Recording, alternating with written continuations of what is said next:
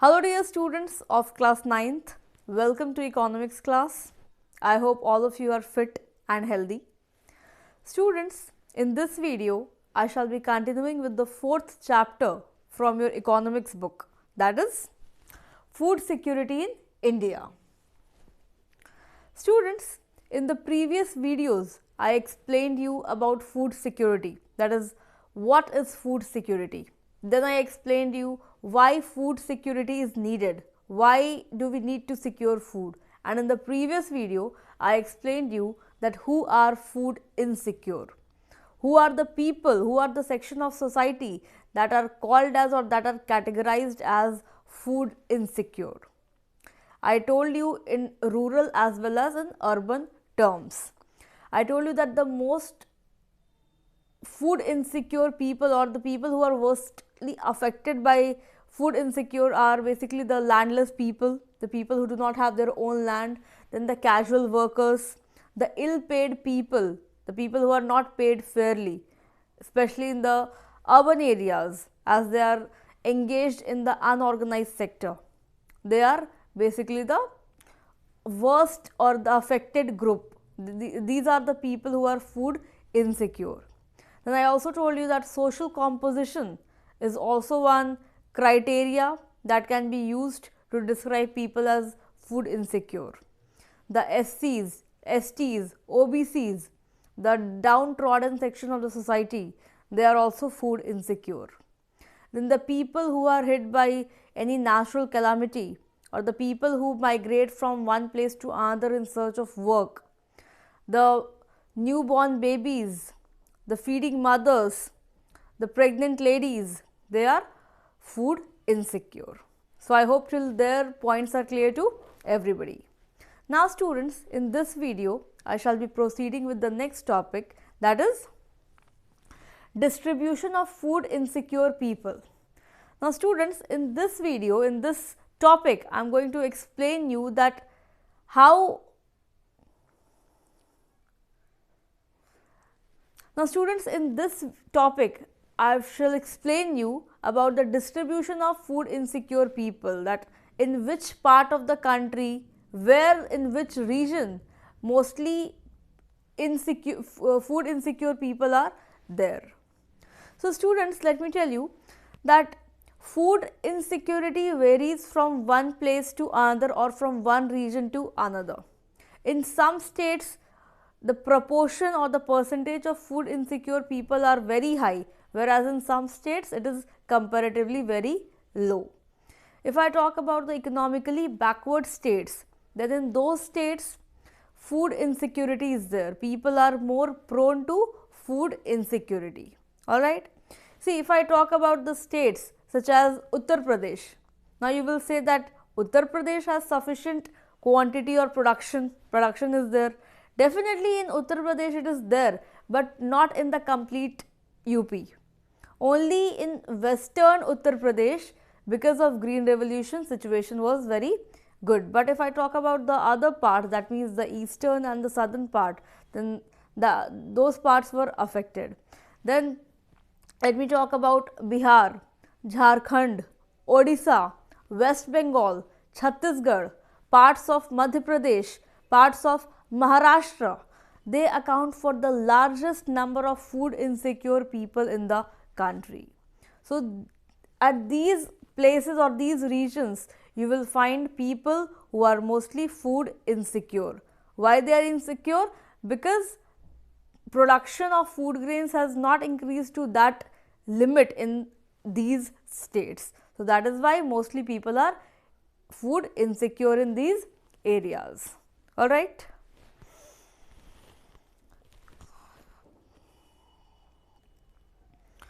Now students, you know one very important aspect of indicating food security or I am saying again.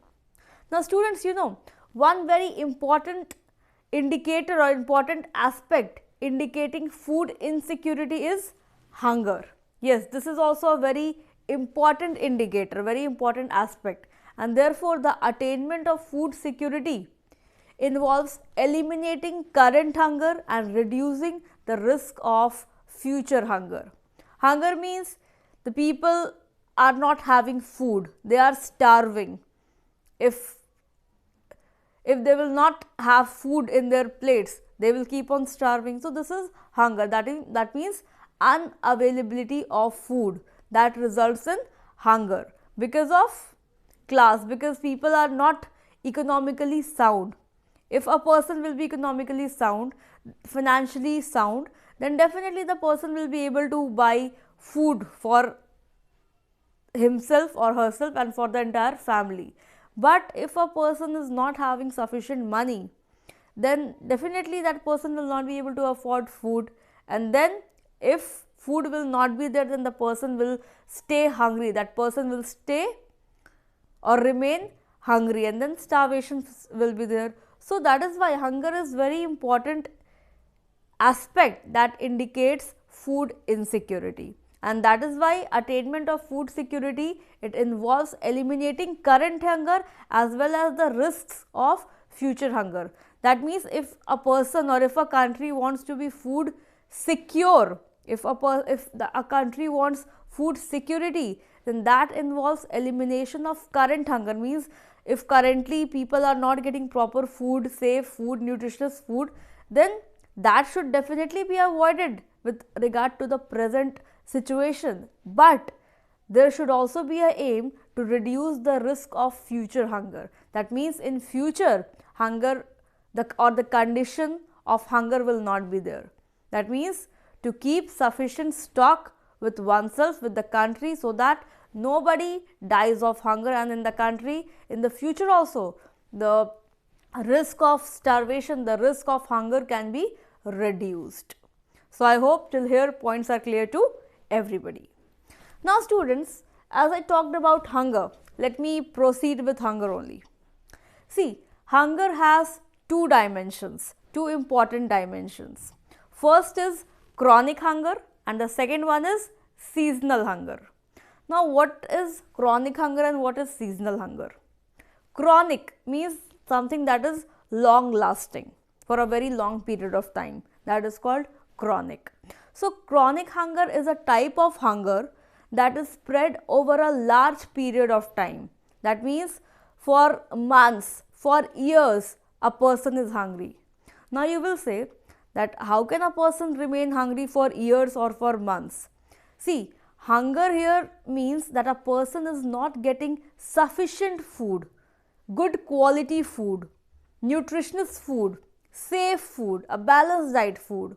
So if a person is not getting a balanced diet food, a safe food for a long period of time, for a long stretch of years or months, then that type of hunger refers to chronic hunger. Long time undernourishment in terms of quality as well as in quantity, right? See, a person can live by eating one chapati also, but that is not sufficient. In a day we require more food, means at a time we need at least 2 to 3 chapatis. If a person is having only one chapati, definitely that person will not die.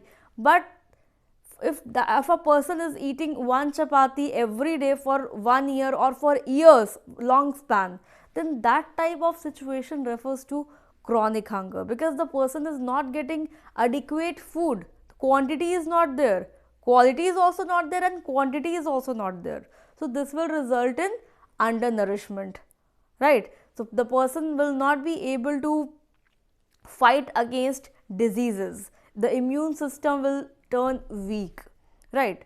So I hope chronic hunger is clear to everybody.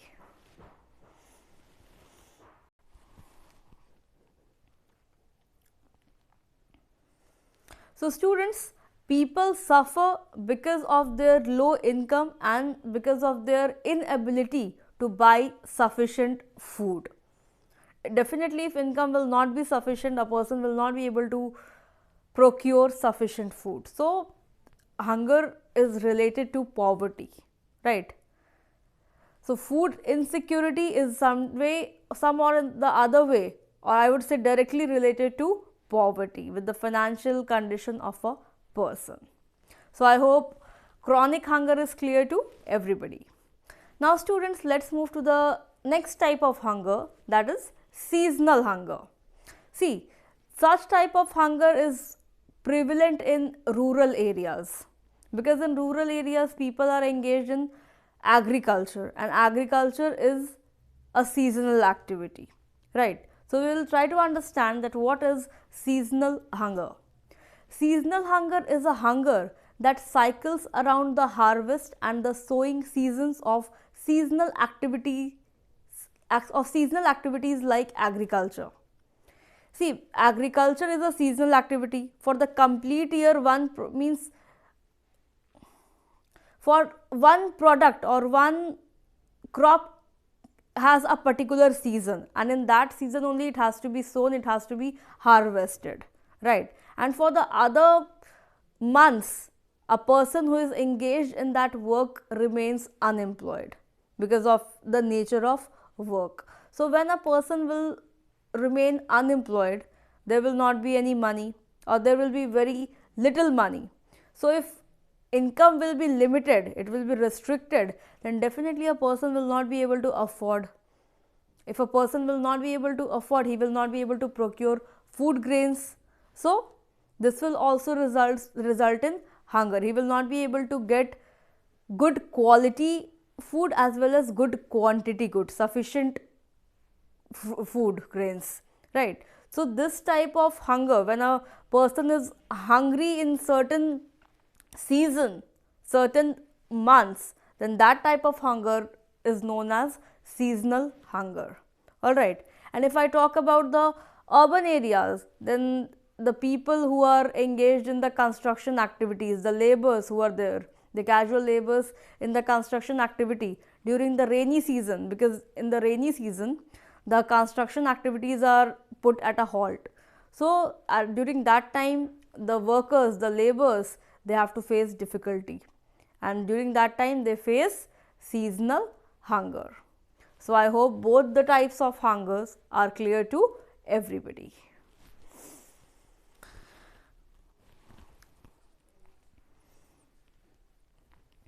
You know, students, over a period of time, the people suffering from hunger has declined. Means earlier the rate was much higher, but now it is reducing. It is reducing year after year. You know, India is aiming at self-sufficiency in food grains since independence. See, just after independence, the situation was not so favorable. But after that green revolution came, and as green revolution came in India, it just turned the situation became much better. So, this green revolution also plays a very important role in food security. Now, you will say, what is the role of green revolution, or how green revolution has helped our country to become food secure? See, because of this revolution, because of green revolution, the production of wheat and rice, I'm saying again. See, because of green revolution, the production of food grains, especially wheat, it has increased. It has increased a lot. Why it has increased? Because of the use of high yield variety of seeds, HYV seeds, very high quality seeds, because of upgraded technology, because of upgraded machineries, because of different modern ways of agriculture, modern ways of irrigation, using tractors, using tube wells and several other machineries. So, all this have contributed to increase the production of food grains, and because of which the quantity of food grains or the production of food grains have simultaneously increased because of green revolution. Especially, let me talk about Haryana, Punjab and parts of Uttar Pradesh, the western parts of Uttar Pradesh. Because of green revolution, these states have become more prosperous. The farmers have become more prosperous because of successful implementation of green revolution. All right.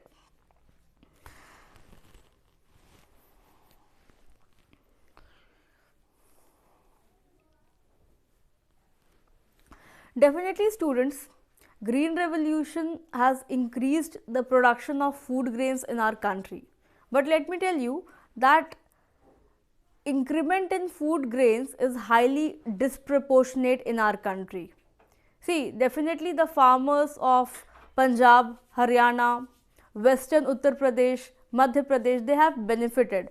But if I talk about the other parts of the country like Bihar, Chhattisgarh, they have. But if I talk about the other parts of the country, for example, Bihar, Odisha, Chhattisgarh, then there is no improvement there. The situation is still the same. The farmers are still struggling. Let me tell you that the condition have improved from since independence, but the growth is not like that of Punjab and Haryana. And if I talk about the crops also, then only the production of wheat has increased, but the other crops, the condition is almost the same.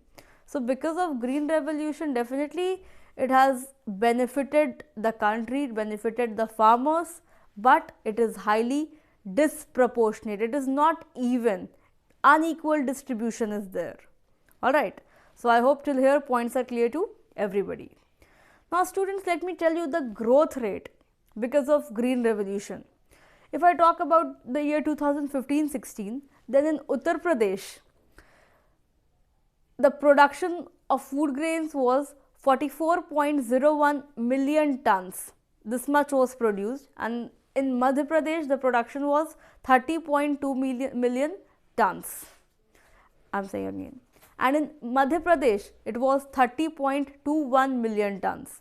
And if I talk about the total production of food grains in the year 2015-16, then it was 252.22 million tons, and which increased to about 275.68 in the year 2016-17. So I hope points are clear till here that because of green revolution, the production of food grains have definitely increased in our country. It has really helped the farmers, it has really helped the country to become food secure. So from food insecure, we have turned to food secure. The conditions have definitely improved to a great extent. Alright. Now students, we have understood the concept of food security. Now students, in the next video, I shall be explaining you about food security in India with respect to our country.